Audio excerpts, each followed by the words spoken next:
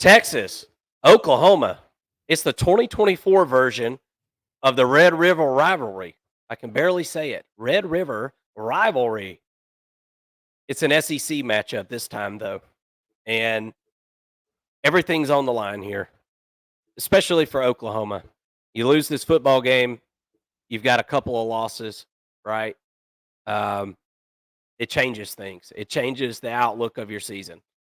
Texas, on the other hand, coming off a loss in this football game last year, and there's nothing worse than going to the Texas State Fair and losing to your rival, except going as the number one team in the country and losing to your rival, which could be the chance this season. So a lot is on the line here. This is a huge, huge matchup. And it's also a huge line. Vegas has set this thing at 14.5 in favor of Texas. Now, that line may have moved a little bit today. I think I checked it this afternoon though and updated this. So the over under was set at 49.5 for this one. I noticed that the under is being bet really hard.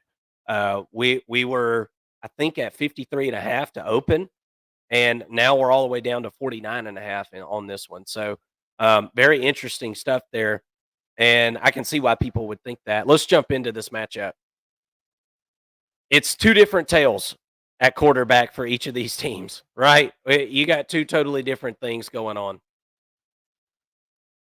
Michael Hawkins, the freshman, pulled off the bench in the Tennessee football game.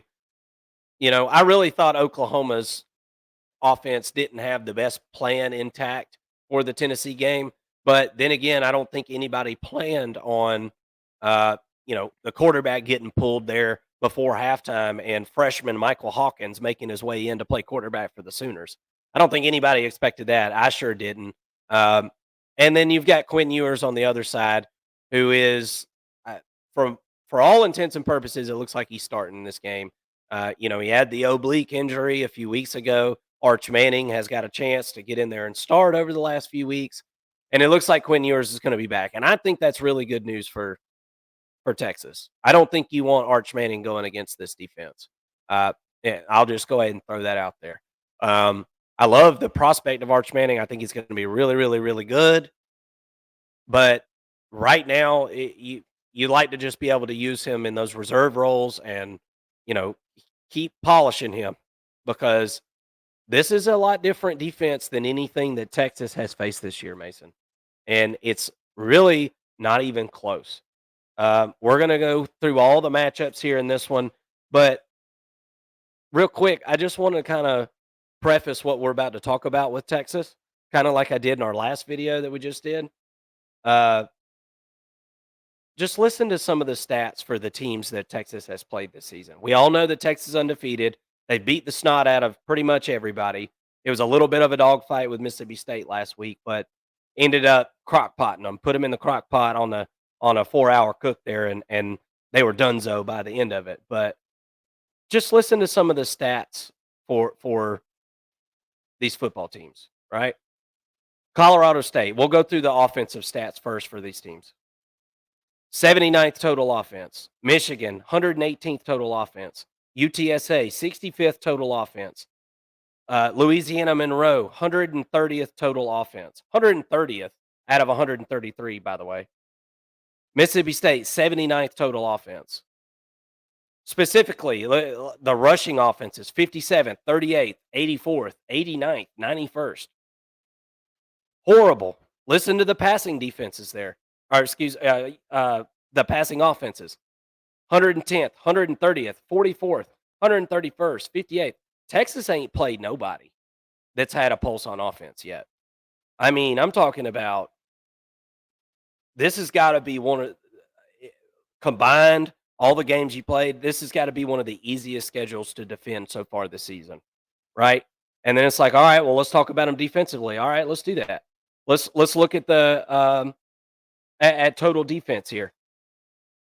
Colorado State, 99th total defense. Michigan, 48th total defense. That one surprised me a little bit. I thought Michigan was a little better than that. But total yardage this season, they're 48th. UTSA, 85th total defense. Louisiana Monroe, 57th total defense. Mississippi State, 122nd total defense. This team has barely played a team that was offensively or defensively in the top 50 in the country.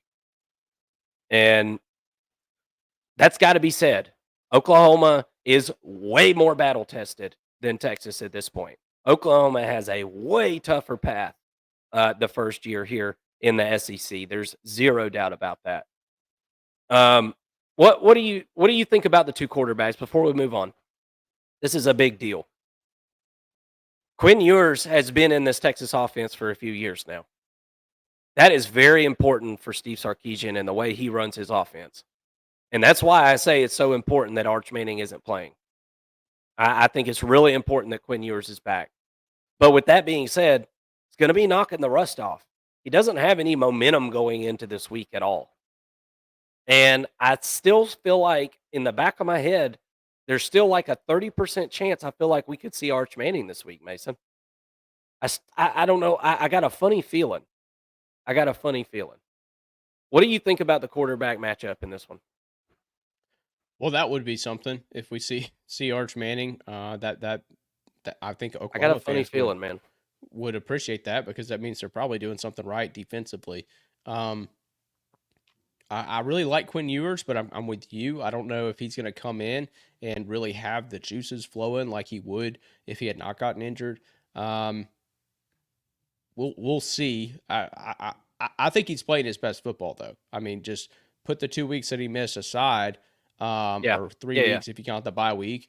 Prior to that, I mean, he looked very decisive. Looked like one of the best quarterbacks in the country, if not the best. He's a pocket passer. He's not gonna stretch the field with his legs or anything like that.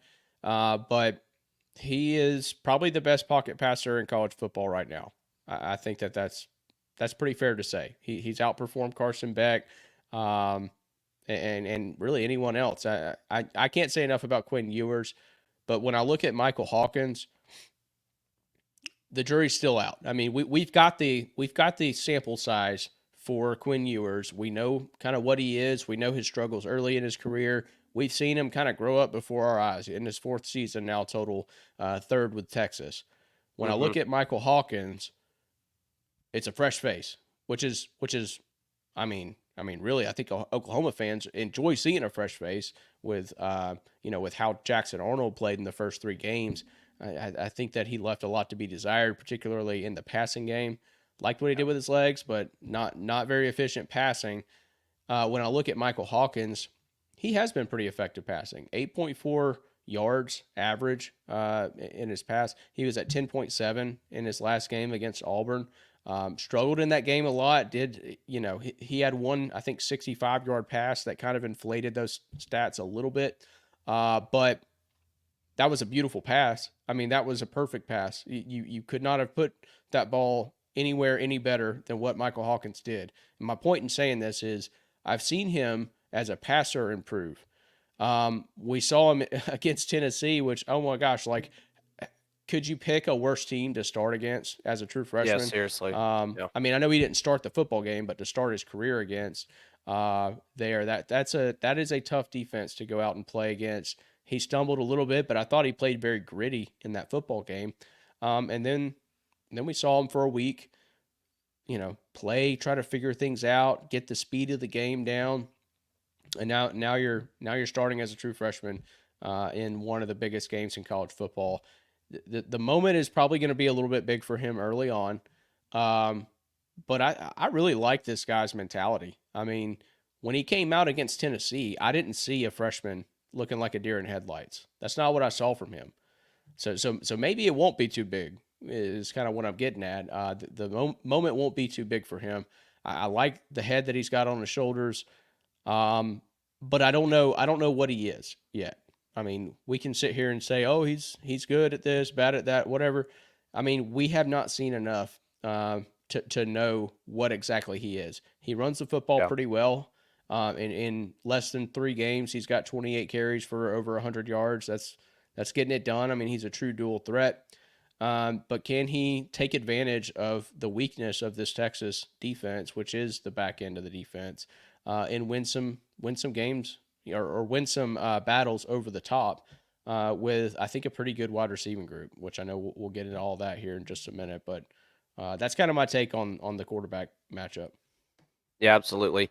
Uh, One of the big matchups in this football game, very clearly, is that Oklahoma offensive line against this Texas defensive line, and maybe I'll have like a unique perspective on this. I don't know. I don't know what everybody's saying, but I feel like this is kind of like uh, weakness on weakness here a little bit. I don't think Texas's defensive line is that great. I think they're okay. I like Alfred Collins pretty good, but I don't see any like super disruptive guys in the middle of this defensive line. And Trey Moore has been a little bit underwhelming.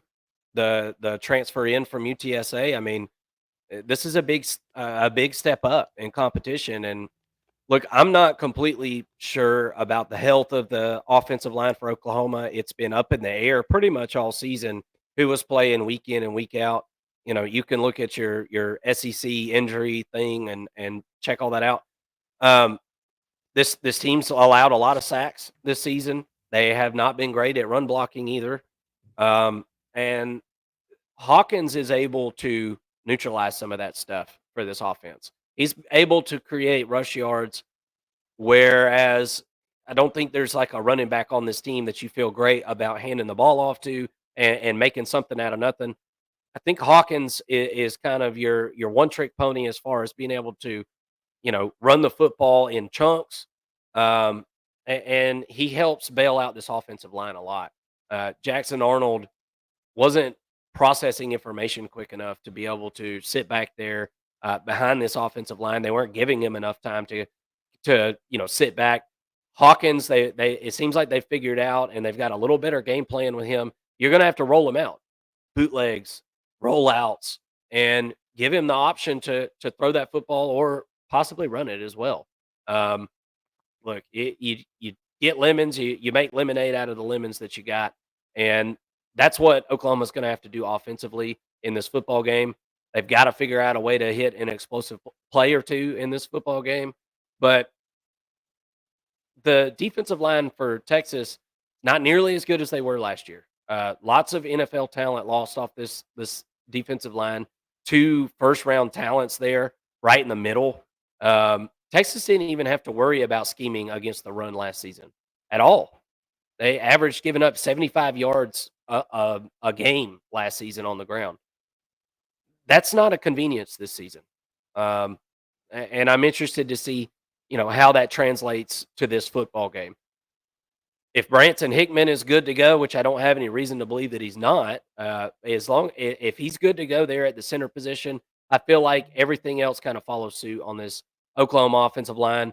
I don't expect him to be, an unbelievable unit on the field this weekend, but I don't think there's anything on the Texas defensive line that is really going to accentuate that. What do you think about the matchup in the trenches?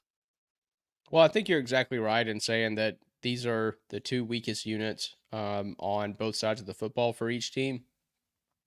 I think that the offensive line for OU, I mean, they've gotten maybe marginally better as the game's gone on. I mean, Oklahoma fans, y'all are going to have to tell me, what do you feel about the offensive line so far? I don't get to watch every single snap of every single game.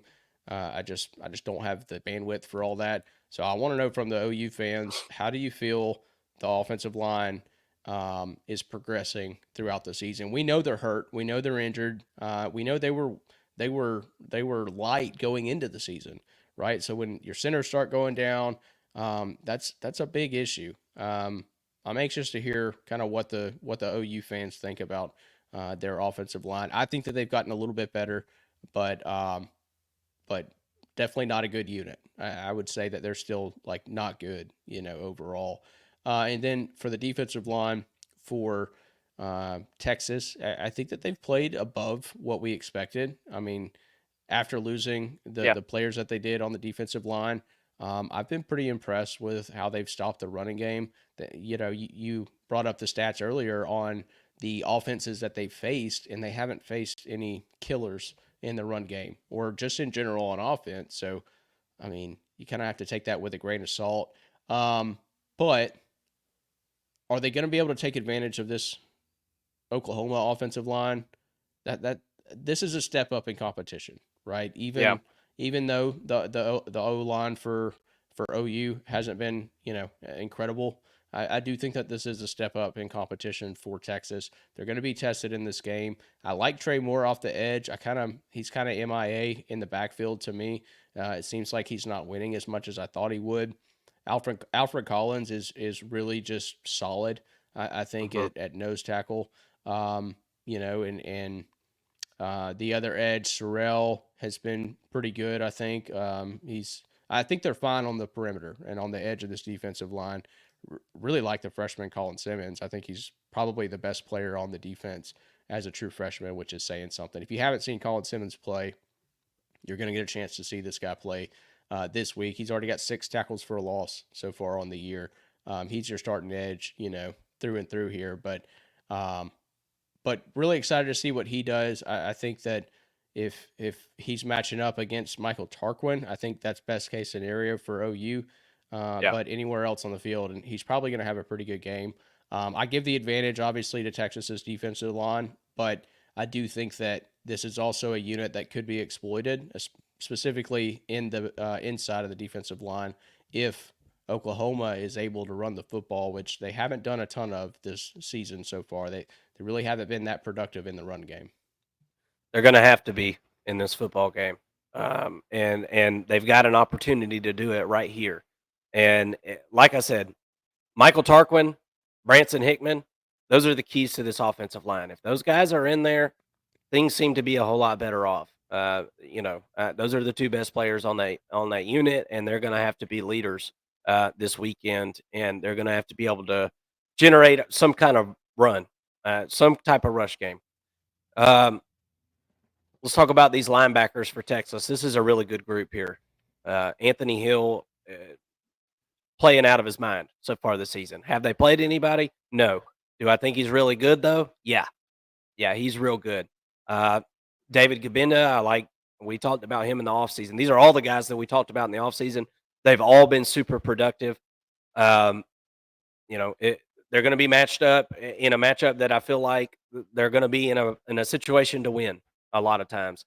It'll be interesting to see what Texas does with this defense. Do you subtract the number of linebackers you got out there on the field and kind of back up, or do you play the run? I'm really interested to see how Texas plays this Oklahoma offense. Um, I'm not in love with the running back room for Oklahoma. It's no secret. Javonte Barnes is going to have to step up this weekend. Taylor Tatum is a freshman, kind of a slider built guy. I'm interested to see how he comes into the equation this weekend. 3.65 yards per rush in 2024. That's 101st nationally. Oklahoma is ranked as far as average yards per rush. Like I said, this is another area in which I give the nod to Texas, certainly. Yeah, I agree. Anthony Hill is one of the best linebackers in the country. I think he's been lights out since he started, last season. And then David Gabinda is a nice little complimentary piece. I think definitely a solid linebacker in his own right. And look, with the deficiencies on the offensive line that we've talked about with OU, you're not going to have great um, running backs. You're not going to be productive as running backs, I should say. The running backs might be great, but if nobody's blocking for them up front, I mean, it makes for a long season as a running back. I'll tell you that. Um, and I think that that's what we're seeing. I think that these are capable backs for OU, and they really haven't just really haven't had a chance to shine. It's going to be a big matchup. I think really to watch.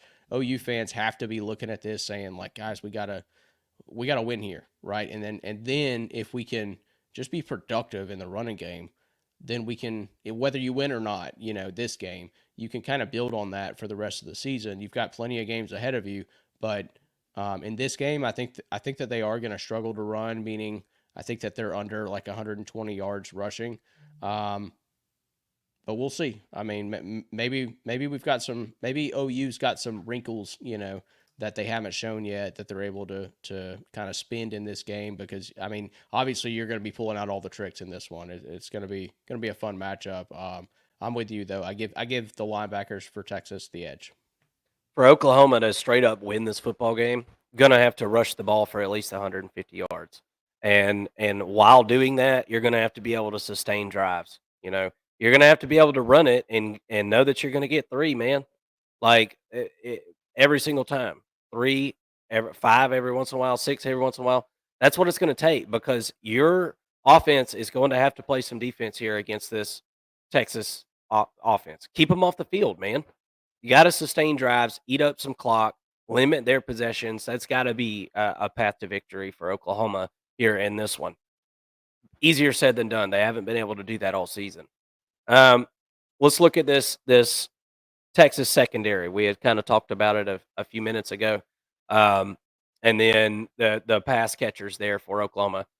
Again, Nick Anderson been hurt a lot this season, and it's really put a damper on the wide receiver room. But at the same time, there hasn't been a quarterback that's been able to really get the ball out, right? There hasn't been time for passing routes to develop for Oklahoma. So Oklahoma hasn't even gotten to use the strength of their offense this season. And if they, like I said, if they can run the football some, maybe they're going to get an opportunity to be able to utilize some of these guys. And the secondary for Texas, while I feel like they have got to be improved from last season, some of the guys that they've brought in through the transfer portal and things, they are so untested, it's not even funny. So there's really not even any sense in really digging into the secondary or Texas or the stats or anything. I mean, 121.6 pass yards per game allowed. That's second in the nation. I've already read you guys all the statistics for the teams they played.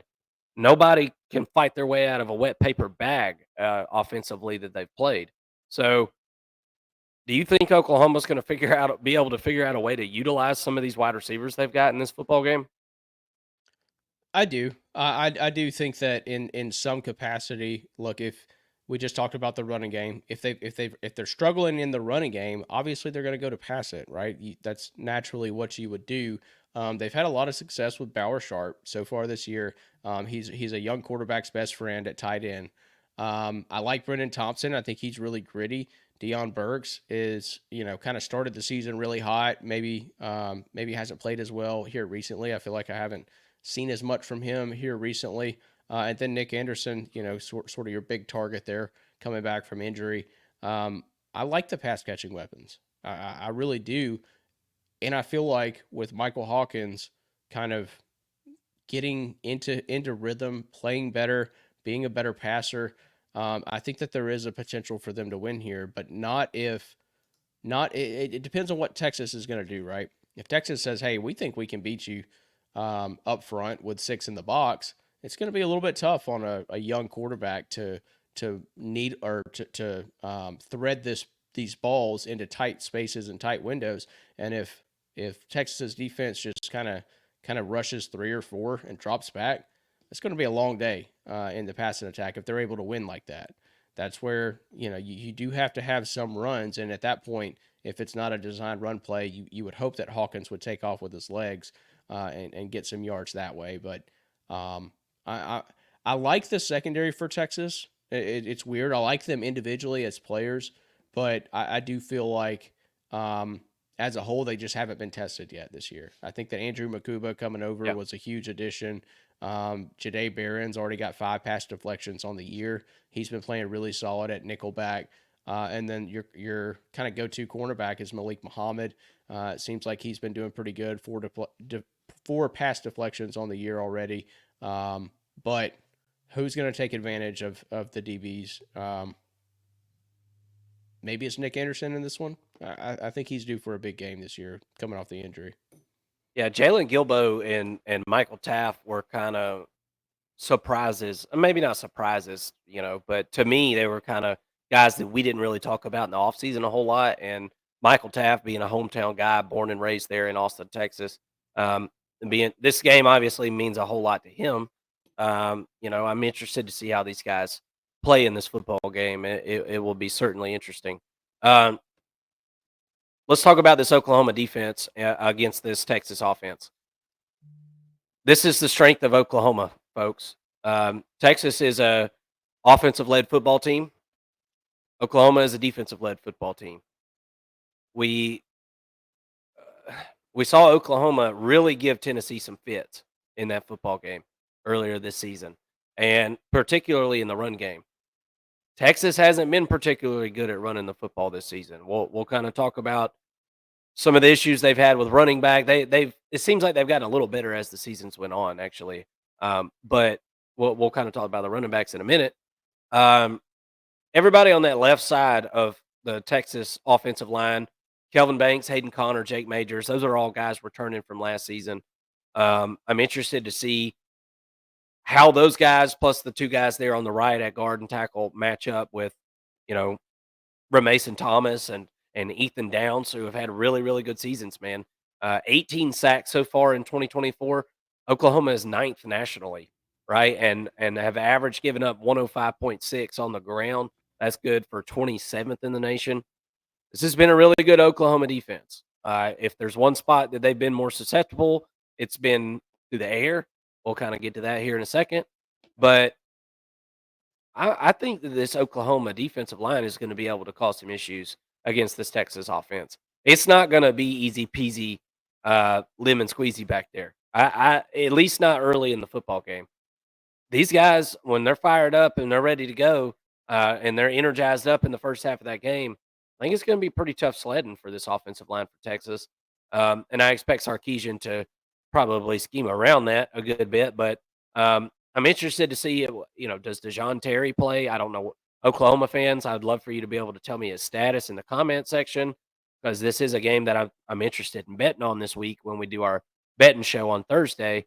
DeJoun Terry's went down several times throughout the season. Didn't play in the last game, I believe it was. Dominic Williams there, I really like him. He's the transfer in from last season. He's had a nice season so far, 12 tackles and a sack. Mason Thomas is a guy that creates the most havoc here on this defensive line. 5.5 sacks this season, a pass deflection, a forced fumble. He's all over the place, and he's a bad dude. He is as mean as his picture looks, for sure. Yeah, I really like this D line for Oklahoma. I think it is the probably the best overall unit on the team, and that's saying something. I do think that they've got some good pieces, particularly at linebacker, even. But when you look at the depth on the defensive line, I think that it is very much improved, even this year over last year. But overall, just with what Venables has done to change the roster and the identity coming from a Lincoln Riley offensive-led Oklahoma team to now having an identity on defense and being led by your defense, pretty remarkable job that he's done there. Really like our Mason Thomas, like you said. I think, if you hadn't watched an OU game this year, I don't know what you're doing, but when you do, when you watch this game, you'll hear our Mason Thomas probably more than anybody else on the field. At least when OU's on defense, he's very disruptive. He's in the backfield a ton, causing a lot of havoc, causing a lot of pressure. Even when he's not getting sacks, he's still back there making plays. And then everybody else has just been playing really sound. It seems like when you at the snap of the ball, you see the push that this defensive line gets up front. I haven't seen anybody be able to stop it. I do think going over to the offensive line for Texas, this is a pretty good unit. This is possibly one of the best units in the SEC, but they have not been tested. They have not been tested yet. Anxious to see what they do. We don't have a ton of data against good teams that can be disruptive on defense. So it's tough to gauge where they're at, but so far they've handled business. They've been really sound. When you go and look at what they did against Michigan in two probably first or second round defensive tackles for Michigan, I thought that they handled them up front pretty well. Yeah, absolutely. I love the linebacker room here for Oklahoma. You've got all the experience in the world and exactly the dude that you want in the locker room for this big rivalry. Danny Stutzman, as you can see pictured there in his famous or infamous picture, smoking the cigar with the golden cowboy hat on there after the game last season. 20 tackles so far this season for him. I really like Kip Lewis. Sam O there, he gets some playing time.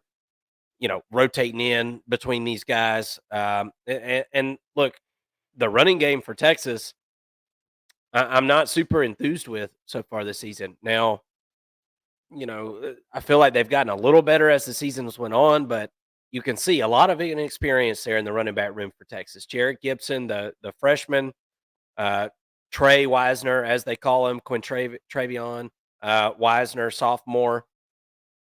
These are two guys that don't have the experience. They don't have the reps. Um, having decent little seasons, and they're helping out where they can. Jaden Blue is the premier back after, CJ Baxter went down in the preseason there. 51 carries, 238 yards, 4.7 average. And he is the threat out of the backfield with 14 receptions, 135 yards. I don't think Texas is going to be able to run the football very much in this game. I mean, is that news to anybody? I mean, first of all, I don't think Texas is that good at running the football right now. That's not the strength of their team. I think they are definitely one of those teams that has to throw to set up the run. Um, and I think Oklahoma is well equipped to shut that down. Oklahoma has given up 16 rushes this season of 10 plus yards. That's 22nd in the country, and only one rush of 20 plus yards. That's good for second in the country. This Oklahoma defensive front seven in general is lights out for the most part. One of the best units one of the best front sevens in the SEC. If you want to look at starters and week in and week out play, they've been really good. Yeah, well, it's really the whole defense, and we'll get to the secondary players here in a minute. But the defense as a whole against the run is phenomenal. I mean, you've got Mhm. DBs flying up and making tackles in the running game. They swarm to the football, and a lot of the mentality of this defense is personified in Danny Stutzman and the way that he plays linebacker. I mean, this is a big guy. He's like 6'4", 250, but he flies around like he's 215-pound, 6-foot linebacker. I mean, he's just extremely athletic for his size. He's a guy who's all over the field. There's no surprise. He's leading the team with 40 tackles. And I believe when you look at 40 tackles, that I didn't jot down where he ranks nationally, but that's top 100. I think that's probably top uh, 30 or 40, if I'm not mistaken, in the country. But which is saying a lot because this is a hungry defense. It's tough to get your stats when everybody's flying around the football, and Danny Stutzman is still able to compile a good bit of tackles. But yeah, advantage OU for sure in this one. When you look at Texas's running backs, I really like the freshman Jarrett Gibson. I think he is a star in the making, but he is still a freshman. He's got some issues to clean up in the pass blocking and the pass protection. And Jaden Blue is extremely dynamic. I think that these guys are pretty decent at running the football, but they're going to have their hands full. This says more to me about Oklahoma's defense than it does Texas's running backs. I do think that they're probably better than we thought that they would be, given the injuries that they sustained early in the season before the season even started. We kind of said, "Uh-oh, Texas is going to be really thin at running back. They might be playing some wide receivers at running back and whatnot." And I think that they've been kind of a pleasant surprise for Texas fans in how they've performed and kind of outperformed the expectation even. But yeah, the OU run defense is so good. I don't know that there's a team in the country that I would look at the running backs or the offensive line and say, yeah, advantage them against this OU defense, because I think that they play just absolutely lights out against the run. Although they did struggle just a bit against Auburn, Auburn being a run heavy team. But I say struggled. They struggled by OU standards, but I do think that this is one of the best run defenses in the country. This is one of the biggest matchups of the game right here. It's the Texas pass catchers versus this secondary of Oklahoma. Billy Bowman named captain, one of the captains of this, for this game here. Um, it's been a pretty good secondary for the most part. 75th nationally, 218.6 yards passing. By the time we get to the end of the season, if they stayed at 218, the ranking will come back to earth a little bit. Teams still haven't played each other. A lot of the best teams still haven't played a lot of the best teams on their schedule, I guess is what I'm saying. And A lot of people's numbers and rankings are coming back to reality now after playing all the cupcakes. And I think Oklahoma's is one of those where if they stay at it 218 yards per game passing allowed, they're going to be, closer to 40th, in the country, something like that by the end of the season. 7.9 average yards per pass attempt allowed. That's 103rd nationally. Leaves some to be desired there. They do have 5 interceptions this season. If there's something that you want to try to pick on as far as offensively, from an opponent standpoint, this is probably it. But you have to be careful because the defense, the front seven there, if they get you in obvious passing downs, they're coming after the quarterback. And as we've seen, they've got some of the most sacks in the country, does the Oklahoma defense. So you got to you got to be patient with this going against this defense. And I think if you feel like you're just going to drop back and pass, and dink and dunk and things like that, and hit long plays on this secondary, I don't know that you're going to have time to do that, especially early in the football game. It'll all depend on how those Oklahoma linebackers and front end play this Texas offense. But definitely the most formidable group of secondary players that Texas has faced all season. It's not even close. I know we keep saying that. Um, I just trying to preface everything with that. Texas hasn't played anybody. And this will be the first group of guys that they're going to go against that are going to really provide some resistance. What do you think? Yeah, I mean, when you look at the DBs for OU, I just mentioned them in the run game, in particular, Billy Bowman and Robert Spears Jennings. I just want to highlight this because I think that they're two of the probably the best safeties against the run in college football. Billy Bowman's got 23 tackles, 1 tackle for a loss. A lot of that is in the running game. They're stepping up. They're keeping their eyes in the backfield to see what the play is, and then making adjustments to that. And then Robert Spears Jennings, even more than him, he's got 35 tackles, 3.5 tackles for a loss, and 2 sacks. I mean, the guy is flying around, coming up from the safety position to be getting 3.5 tackles for a loss and 2 sacks. I mean, probably some design safety blitz and whatnot, but these are 2 very physical DBs, and they played the run as good as anybody. And then somebody who's not listed is Kenai Walker. Kenai Walker's got 5 pass deflections on the year so far. He's playing, 6 pass deflections on the year so far. He's playing really well at the cornerback spot. I think that the pass defense leaves something to be desired. I agree with you on that. Advantage definitely goes to Texas and these pass catchers, because when you look at what they're doing on the offensive side of the football, Jonte Cook has been sort of kind of like the complementary piece to Isaiah Bond and Matthew Golden, and also Bolden, has played pretty well. I think Gunnar Helm has been someone who comes in at tight end that you don't expect to see play as hard as he does, but he's been really effective. And then the true freshman Ryan Wingo, we know about his playmaking ability and what he's able to do when he does get the football. I don't think you see as much from him in this game, just because you don't want to see a freshman go out and make mistakes and cost you the football game, fumble and things like that. So probably don't see a ton from him in this football game, but I give the advantage to Texas's pass catchers. I do think that when Quinn Ewers is throwing you the football, it makes you look that much better. I think that they're going to have an opportunity here to challenge the OU secondary in a good bit, and probably find some success. Well, with all that being said, Mason, I'll make it short and sweet here because we've looked at this every which way.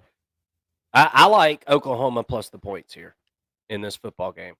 Historically, we look at this game. Here's some of the totals going from 23 back to 17. 34 to 30, 49 to nothing. There's the outlier there in 2022. 55-48, 53-45, 34-27. That's a not that one. 39-27. There's a 12-point victory in 18. 29-24. These games have been pretty close for the most part, even when one team or the other wasn't that great. And I think both of these teams are at least good. I think that Texas is great. But I think Oklahoma has got a weird elixir of players right now, and Michael Hawkins has got that it factor a little bit, and it just seems to me like Michael Hawkins might be one of those guys that we obviously we know he's raw, he's so young, but this moment just seems like it might be able to fit him. It'll depend on that offensive line, but I think he's gonna be able to be effective in this football game. I think this is gonna be the rivalry game that all college football fans wanna watch there at the State Fair this Saturday. I like the over at this point. It's at 49.5. I like the over at this point. I'm not betting under anything under 50 in this football game. Um, I see why people are betting the under, but it's sunk too low at this point. Give me Oklahoma plus the points here. I think Oklahoma more than likely loses this football game. I think Texas wins, but not by 14.5. Not 14 in the hook. What do you think, Mason? Yeah, I'm on the same page with you. I feel like Texas wins this football game. But did you know? I mean, you mentioned the scores going back. I took a look at the spreads of those games in the past 10 years. When a team is favored by more than by three or more scores, they're 0-4 in those 10 games against the spread. I mean, they may have won the game, but they, against the Couldn't spread, they're cover. 0-4. Couldn't Yeah. cover, and so I think you see a lot of the same in this environment. Um, I worry about the condition of Quinn Ewers and his arm. I think he's going to be 100%, but I think that they're going to want to kind of test him out a little bit, let him get going a little bit. Obviously, they see him in practice, so they're going to know where he's at. But I don't know. I don't know that Texas comes out and just starts scoring right away, and against a really tough OU defense. I just don't see that happening.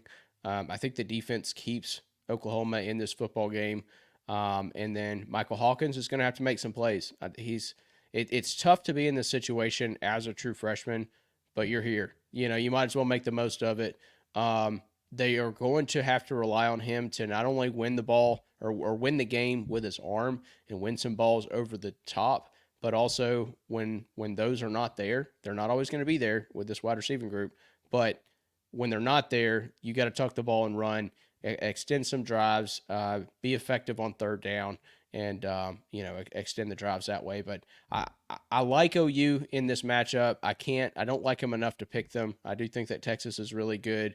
I don't know if this is the team that is really designed to exploit Texas's deficiencies, like they might face later on in the season. So give me Texas to win. OU covers. And I'm with you. I like the over if it stays at 49.5.